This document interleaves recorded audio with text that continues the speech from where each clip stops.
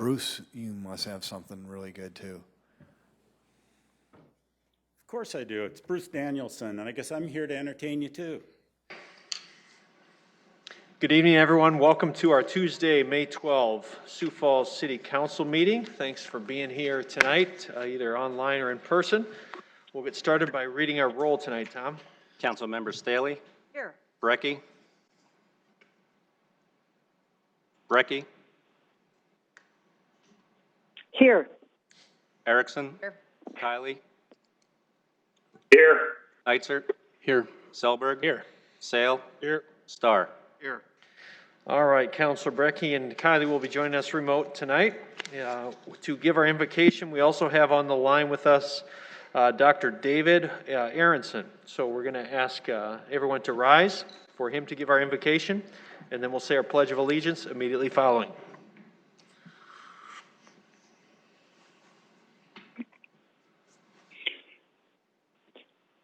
As we think about our present condition, let us offer 3 prayers. First, for those who are ill. Bless those in need of healing with a complete healing, the renewal of body, and the renewal of spirit. Second, for those who have died. Our thoughts turn to those who have departed this earth, our own loved ones, those whom our friends and neighbors have lost. As we remember them, we meditate on the meaning of love and loss, of life and death. And third, for our leaders and ourselves. May the source of strength who blessed the ones before us help us to find the courage to make our lives a blessing, and guide us and our leaders in the decisions we are asked to make to enable us to live healthy and fruitful lives. May God bless and protect these leaders of our community and all those who exercise authority in keeping with our laws. May the Holy One of Blessing bring strength to all who work in our communities on behalf of those who need our support, strengthening them both in body and in spirit, and rewarding their efforts with success. We turn to our leaders for inspiration and hope, direction and guidance. May they lead us in paths of peace, build communal cohesion through both word and deed, and bring about the blessings we pray for.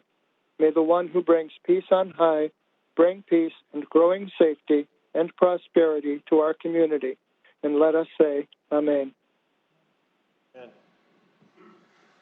I pledge allegiance to the flag of the United States of America and to the republic for which it stands, one nation, under God, indivisible, with liberty and justice for all. All right, thank you, Dr. Aronson. Thank you.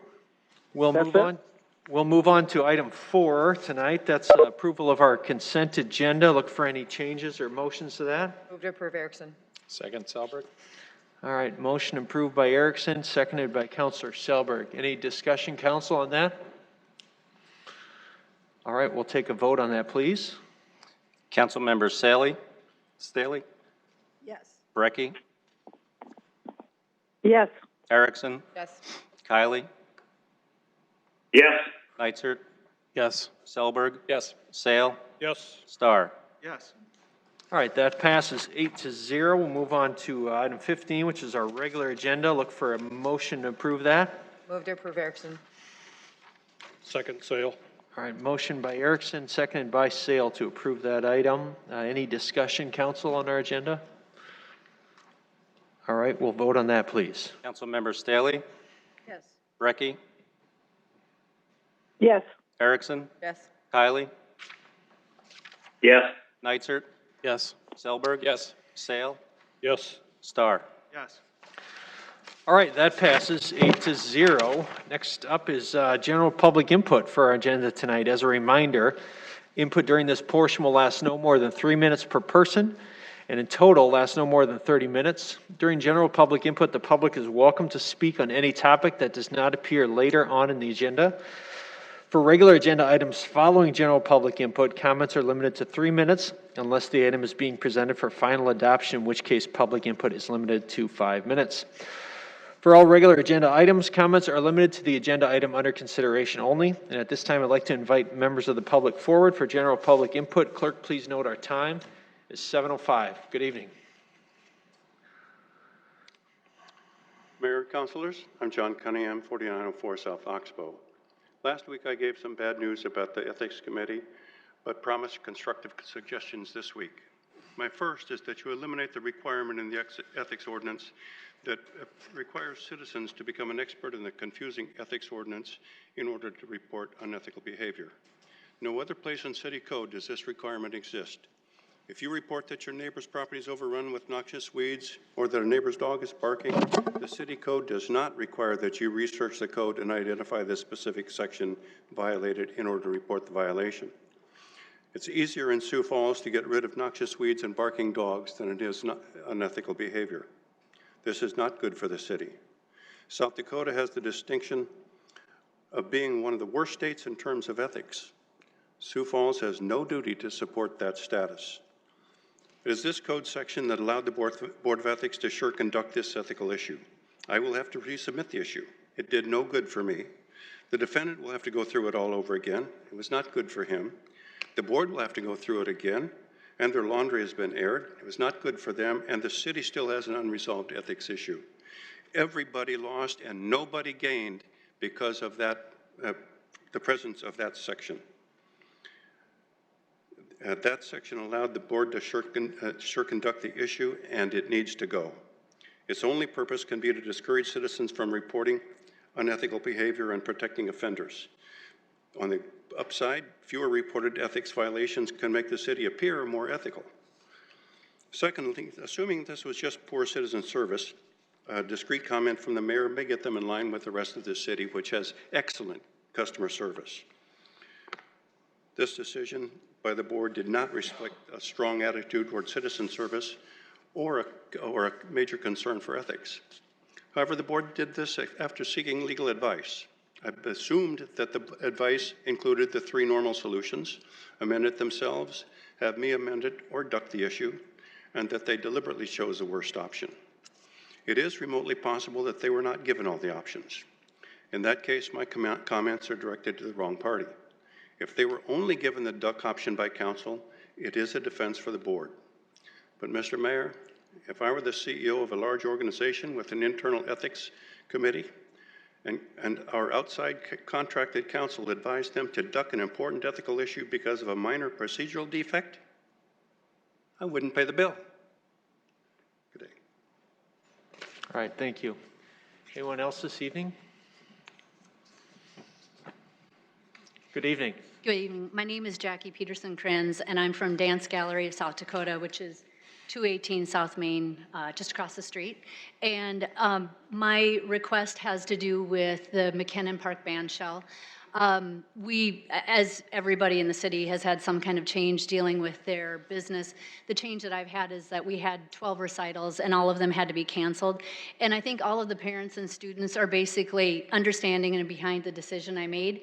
The issue that I have and I'd like to try to resolve is that I have 9 graduating seniors, and I feel they deserve a right to perform in their final recital. It means a lot to them. It means a lot to the families of my studio. And so in order to do it, the best way I could think of maybe making this work would be to get the kids in an outdoor venue, which would be McKinnon Park Band Shell, and have them perform in an area where they just have parents, probably 2 parents and a couple of siblings, myself, an administrator, and a videographer, so we can record their dance. We're not opening it up to the public. It would be live streamed, and it would be an opportunity for them to perform, although not like a normal performance. It would be something that could be considered just as important to them. We're looking at trying to do it on May 29th if possible. Again, this wouldn't be publicized to everybody to come to. We're trying to keep it fairly private so that we could keep people socially distant and honor what has been produced here as far as what you'd consider safe. So that is pretty much what I'm looking at asking about in my request. As far as other things that we would do, I'd probably try to keep each senior's solo distant so they'd have one group, one person that would perform, we'd let them clear out, and we'd have the second group come in and put about 15 minutes in between, so we wouldn't have a crowd gather. So I guess this all goes back to the fact that I did try to call, I mean, I've called to see if this is open as far as the band shell. It's not open at this time. I believe the equipment has been open, but I don't think they opened the band shell. So my request is just to see if that is something you guys would consider. So thanks for your consideration. Jackie, can you just email my office tomorrow and we'll see if we can do something? Just mayor@siouxfalls.org. Yes, we'll do. Okay. Thank you. Thank you.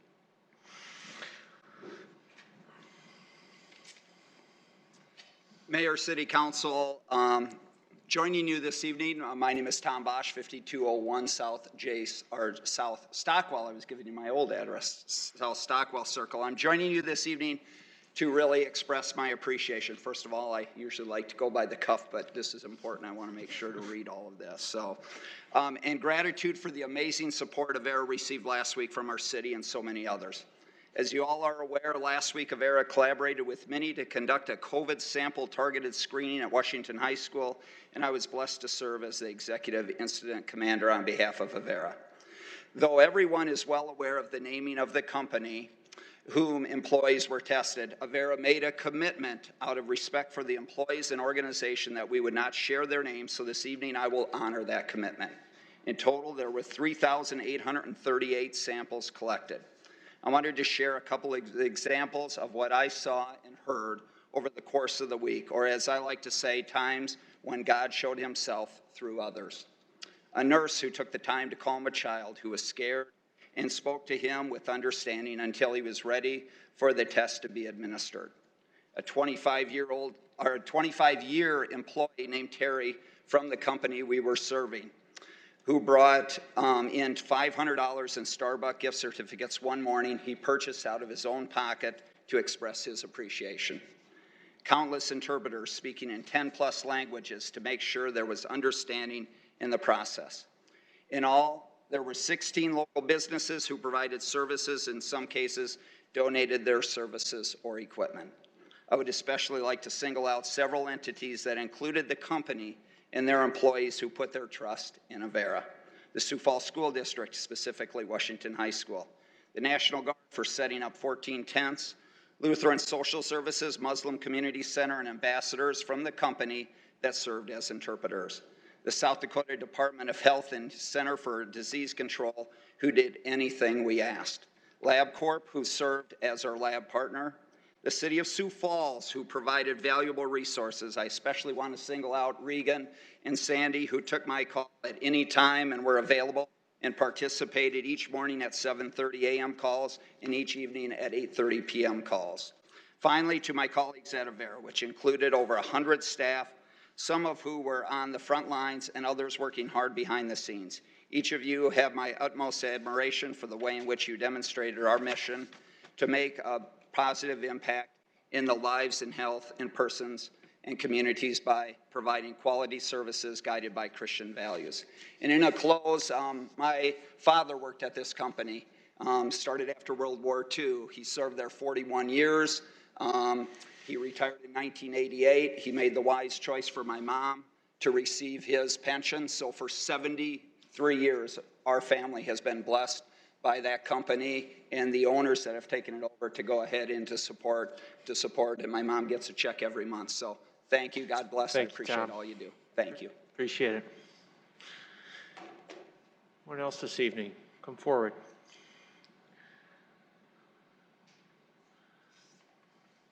Good evening. Greetings. I'm David Sokaitis, and I'm here to talk about a rather heady combination, religion and politics. Now, there's an important background question that we should all consider. What would you do if you had the power to be in control? How would you maintain and corrupt that power?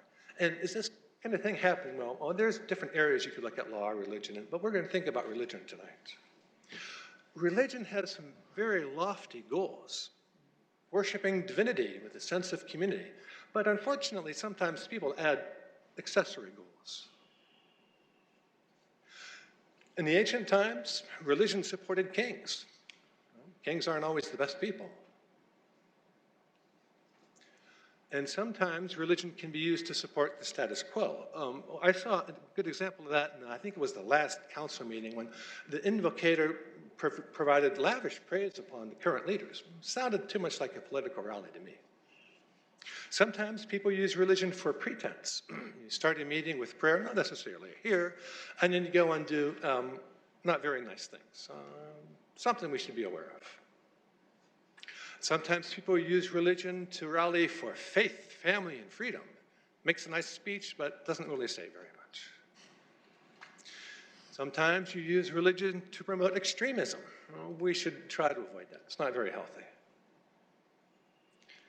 And with all of these bad things being described, you can use religion for some very good things too. You can use it to espouse social welfare, to care for your neighbor and to take care of sick people. Social justice, good ideas. So my recommendation is that we use spirituality and religion to connect to the earth, we belong here, to heaven, and to other people, and to try to maintain that connection. Don't let it be polluted. Be nice to other people, that kind of thing. And of course, you got to finish with a landscape or a skyscape in this case. There's a moon popping through the clouds there. And try to have a good evening and enjoy the beautiful world. All right, thank you, David.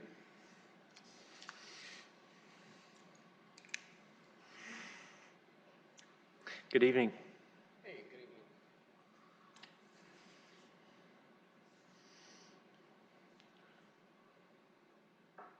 There we are. Hi. Good evening, Will Anderson, Sioux Falls Tenants' Rights Union.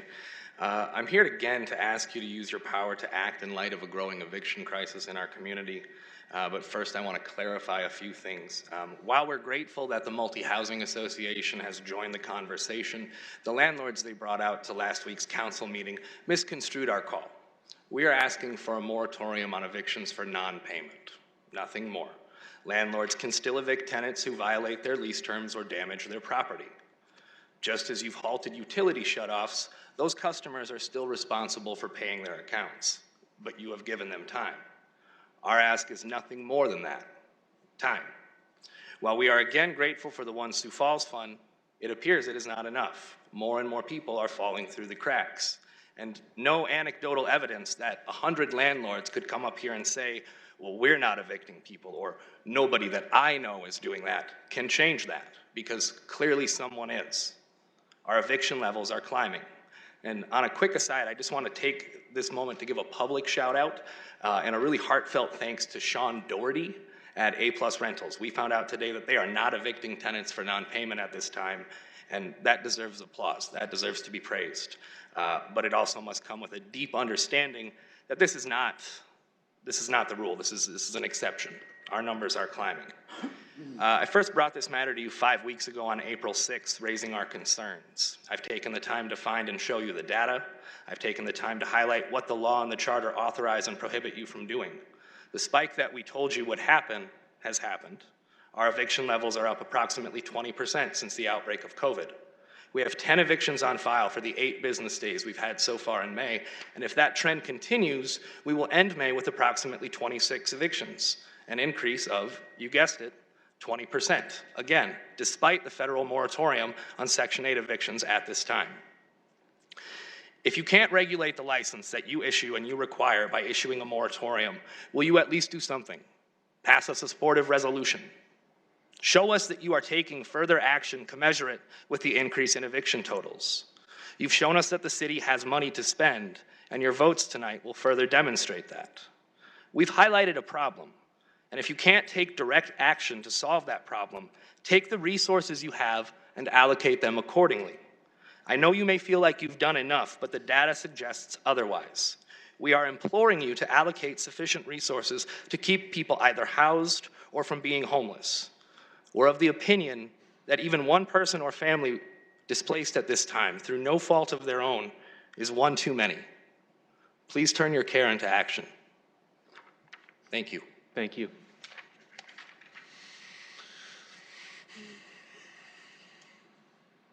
Good evening. Sioux Falls. We had an incident yesterday on a Tessa Lambert, a missing person here. I want to thank the citizens the landlord, and especially Detective Dunn for their quick response in their search for Tessa Lambert. She is safe. And I want to thank the gas stations and support with their surveillance on the incident that happened on Saturday. On my Facebook, we had an altercation with a police officer at the informational desk. And Mayor, I want to stress to you, because I have it on video, the rudeness and hanging up the phone on customers, he apologized. Him and his sergeant said, "What do you want us to do? We're one person answering multiple calls. We need help." I said on the video, "You need to talk to your chief of police." We've done it.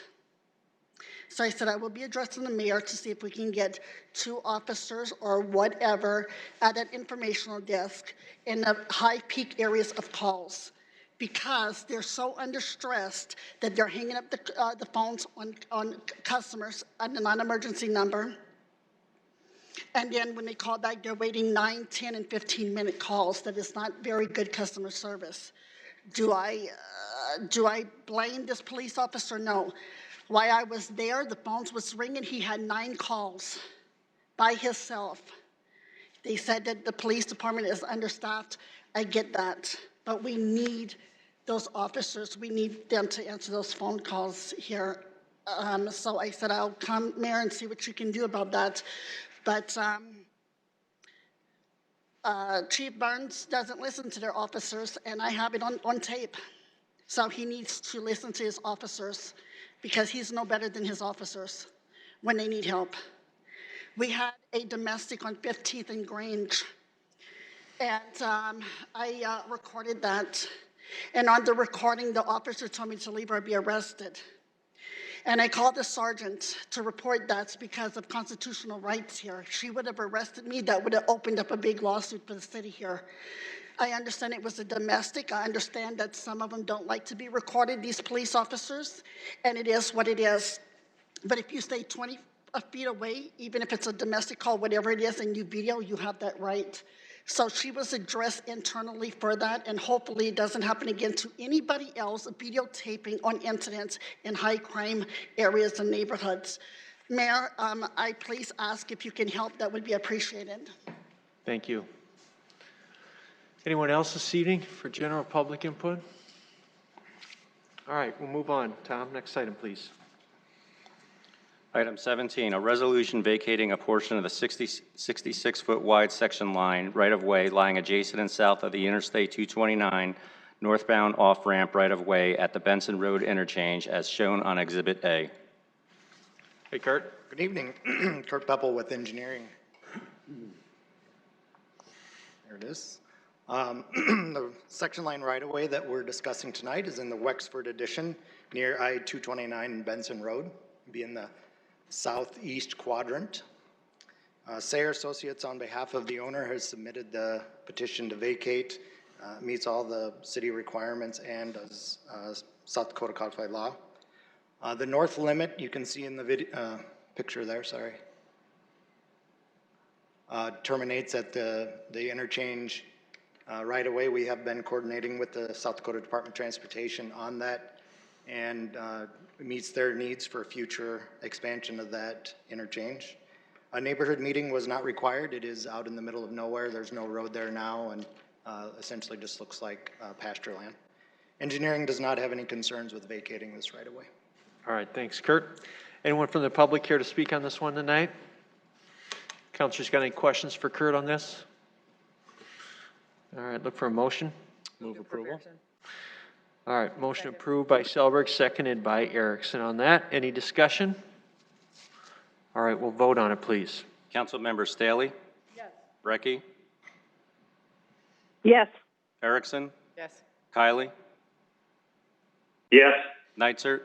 Yes. Selberg? Yes. Sale? Yes. Starr? That item passes 8-0. Next item. Next item, item 18, a resolution including certain contiguous territory within the corporate limits of the city of Sioux Falls, South Dakota, annexation 12015-2020, Foundation Park. Good evening, Sam. Evening. Sam Trebelcock, Planning and Development. We have two annexations back to back here. They're both within this Foundation Park area. So this first one, the applicant is Sioux Falls Development Foundation. As you can see, it's contiguous to the city limits. All utilities are available, water, sewer, streets. It's a really integral portion of the campus for this, for the Foundation Park, and the city recommends for annexation. I would take any questions. All right, thank you, Sam. Anyone from the public here to speak on this item tonight? Councilors, you got any questions for Sam on this? All right, look for a motion on it. Move to approve, Erickson. Second, Sale. All right, motion approved by Councilor Erickson, seconded by Sale. Any discussion on that, council? All right, we'll vote on this one, please. Councilmember Staley? Brecky? Yes. Erickson? Yes. Kylie? Yes. Nitzert? Yes. Selberg? Yes. Sale? Yes. Starr? All right, that item passes 7-0. Next item. Item 19, a resolution including certain contiguous territory within the corporate limits of the city of Sioux Falls, South Dakota, annexation 12035-2020, track 1D, McCrossin Addition. So this annexation is also, as I mentioned before, a part of the Foundation Park area. You can see on the PowerPoint up above, it shows where it's in relation to number 18. It's just to the south. It is again part of Foundation Park. It is contiguous to the city limits. It also has sewer, water, and all utilities available. Again, it's a part of the campus for that Foundation Park area. With that, I would take any questions. Thanks, Sam. Anyone from the public wish to speak on this one tonight? Councilors, you got any questions for Sam? Move approval. Second, Sale. Motion approved by Selberg and seconded by Councilor Sale. Any discussion on this? All right, we'll take a vote, please. Councilmember Staley? Yes. Brecky? Yes. Erickson? Yes. Kylie? Yes. Nitzert? Yes. Selberg? Yes. Sale? Yes. Starr? All right, that passes 8-0. Move on to item 20. Item 20, a resolution of the city of Sioux Falls, South Dakota, correcting the legal description of annexation resolution number 3620, annexation legal description correction, 11536-2019, tract 1 and tract 2, Westwood Valley, 2nd edition. So this area has been annexed already by council. As it was referenced by the title, it is a legal description correction. Really, it was just to be able to take it to the county and to have it brought forward to the Register of Deeds. We need to just correct one thing in the legal description. So with that, I would take any questions. All right, thanks, Sam. Anyone from the public wish to speak on this? Councilors, you got any questions for Sam? Move approval, Nitzert. Second, Sale. Motion approved by Nitzert, seconded by Councilor Sale. Any discussion? We'll take a vote, please. Councilmember Staley? Yes. Brecky? Yes. Erickson? Yes. Kylie? Yes. Nitzert? Yes. Selberg? Yes. Sale? Yes. Starr? All right, that passes 8-0. Item 21. Item 21, a resolution of the city of Sioux Falls, South Dakota, extending the effective date of resolution 53-20, temporarily reducing transit services due to the COVID-19 pandemic. Good evening, Jeff. Good evening, Mayor, Councilors. Jeff Eckhoff, Planning and Development Services. The current extension on the reduction of services on transit expires Friday. So we're here today to ask for another week extension of the same level of service, and Sam is here and he'll talk to you a little bit about where service levels are today and ridership is, and it's still quite low. I do want you to think, however, councilors, about next week, because there are some changes coming, and I want you to take this next week to think about that and how you want to structure next week's, when we come back, because we're just asking for a 1-week extension again. So a few things that will have changed is, of course, next week, there will not be a council meeting the week after that, and we only plan to extend, so if we continue with the 1 week, it would require a special meeting. Secondly, with Governor Noem lifting the stay-at-home for the vulnerable populations, we do have our drivers coming back online that would be able to provide those services. And things are changing quite rapidly, and there might even be an opportunity to increase to the next level before even next Tuesday's meeting. And Sam, and he'll talk about that, and he and the management at Capitol, Sam, are talking about that now. One of the provisions you'll see in this particular ordinance is the ability for the mayor to increase services if the demand is there. That would be nice to be able to respond to that. If we do have an increased demand, we have riders that can go back on the routes. It only allow the mayor to increase service, not to decrease service. We think once we start increasing it, unless we have some crazy wave come again, that would be the path we would continue on.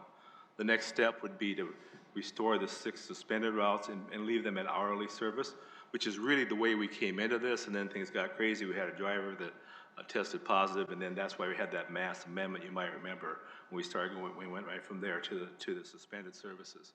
We actually had intended to just extend all routes to an hour instead of half an hour. That would probably be the next step up we would make, and we'd be asking in tonight's ordinance that you allow the mayor to do that if that would happen between now and next Tuesday, where that demand would be there. So with that, I'll let Sam talk to you about specifics as far as ridership numbers and anything, technical questions you have about the routes, and then we'll be available for questions. Thank you. Thank you, Jeff.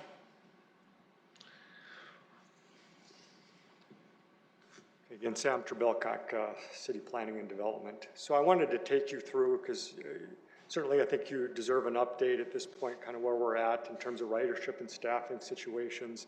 So just a little bit of an update here. This is what ridership has looked like since the COVID situation kind of came in, which we started kind of in that March 9 range when things were still actually kind of normal. And so we were in that range. We were typically at about 2,800 riders per day. So you can see it came down quite a bit during those first couple of weeks. The time that we started reduced services was on April 17, and I pointed here on this graph. So what we've done is we've seen some decrease again, but not significant. So we still believe that we're generally providing those essential rides that we need to. But at the same time, we know we're in the process of trying to start opening up again. So we want to look at what we can do, and Jeff was talking about that process we want to go to. But there's some things that we need to take care of and look at in terms of staffing. So staffing kind of looks like this right now at Surrey Metro. We're typically about 36 drivers when we're at normal, fixed route drivers. 15 drivers went out through May 11th. So today, some of those drivers are coming back. 7 drivers are back today. We'll have 4 more drivers are anticipated to be back the week of May 18th, and then 4 more will remain out utilizing personal accrued time. Because that the vulnerable populations order, we're not going to just provide administrative leave anymore, but certainly we'd provide with the doctor's note that they can use their personal accrued leave. So that's something that some drivers are going to choose to do. On paratransit, we typically have 24 paratransit drivers. 9 drivers were out through May 11th. 5 drivers were back today. We expect about 4 more drivers will remain out utilizing personal accrued time. So what we're trying to do during this time, during the remaining part of this week, and perhaps some, if not all of next week, what we're asking for is this extension so we can kind of get our act in order, is what we're looking for. Our intentions are to really come back to you if things work out well with some type of an hourly service is what we're looking at on all routes. It would still not have evening service, but all routes would be on an hourly basis. There wouldn't be those half hours at peak times or some routes that have more than that. So we think that'll provide another level of service. It'll still provide us flexibility that we need on our staffing right now, as you can kind of tell. In case some people have to go out and self-quarantine, we've had some of that recently. And because of the level of exposure that some people are at with the riders, we think that kind of flexibility is important here to continue operations. We also, during this week, will need to change our schedules and also roll this out to the public in some way. We do think that there's a possibility we could even do this, as Jeff was saying, as early as next week. But we need some flexibility in trying to figure that out. And by next Tuesday, we'll be back. We'll tell you where we're at, and we'll have another resolution that will nail this down. And we hope it would be something that we could look at maintaining, into June sometime. And that's part of what we want to know from you is what would you be comfortable with something to move into June, and how long a resolution, so we can bring in something that's going to make sense. I'd also mention that this doesn't, whatever we do, we're going to continue to do the social distancing on the buses. That's a big part of it. No more than 9 on a bus. We're still providing the services. If a 10th person is trying to walk on the bus, there's another bus that'll come up from behind. It'll be dispatched out to them. We've been doing that. We would continue doing that, but we want to maintain that social distancing as a part of this. So one other thing I'll mention is on-demand service for essential rides. What we've been doing, we've been seeing about 12 to 24 rides per day. Those are scheduled the day before.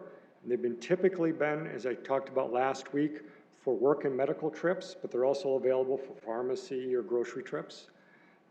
Those will continue during this interim. But once we go to an hourly service that we're anticipating, we wouldn't need this any longer.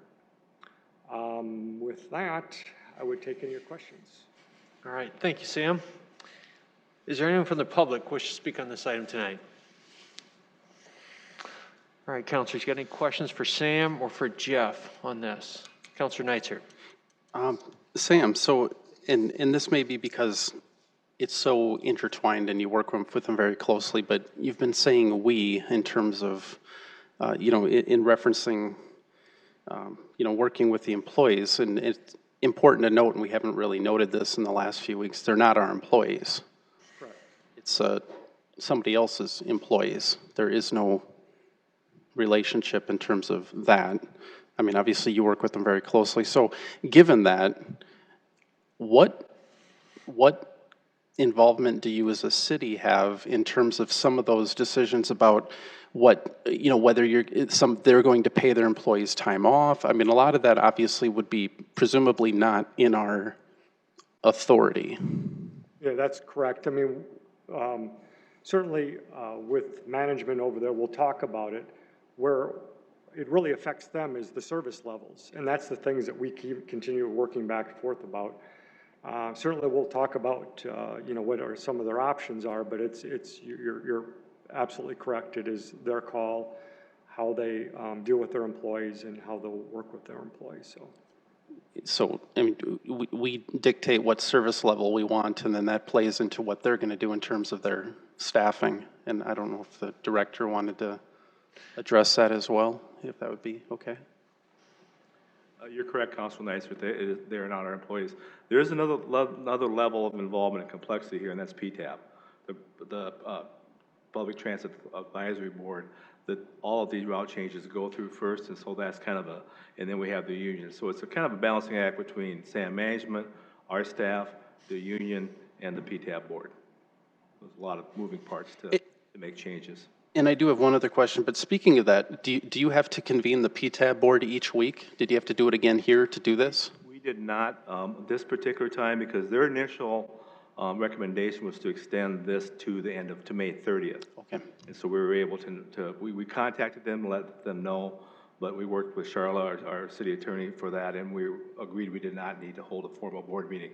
Now, beyond the 30th, we would have to do that, yes. Okay, thank you. And then my other question is, what are we using for these on-demand rides? Are we just using a traditional bus, or? So the paratransit buses are being used in this case because they're, only a few rides, a few number. If there was a significant number, we might use a fixed route bus, but that hasn't been needed here. Okay, thank you. Counselor Staley, and then I'll go to the telephones if anyone has a question on the phone. Counselor Staley. Well, Sam, I appreciate how you packaged this deal together. I can support voting for this today because you're adding to it that aspect of ramping this up in the next week, or that's where you're going with it. My concern last week when we talked was that we were discontinuing, or what did you use? Suspending, I like that word, suspending the routes because these employees were over 65. And my concern over this last week has been, wow, I mean, if it's a 65 deal and they're going to be off the routes until the COVID dangers pass, then that means we're shutting routes down indefinitely. And it sounds like we're not going in that direction.